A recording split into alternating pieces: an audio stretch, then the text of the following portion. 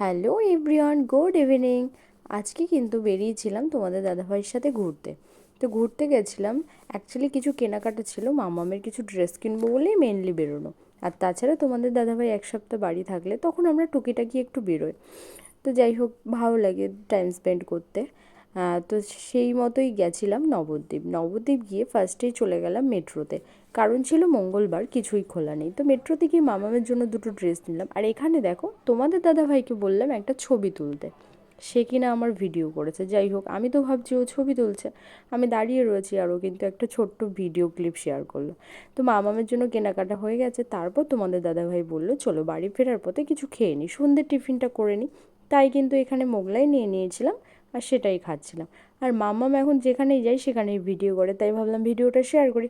যাই হোক, ভিডিওটা তোমাদের কেমন লাগলো জানিও, ভালো লাগলে অবশ্যই লাইক আর কমেন্ট করো। আর এভাবেই আমার পাশে থেকো। টাটা, আবার আসছি নতুন ভিডিও নিয়ে।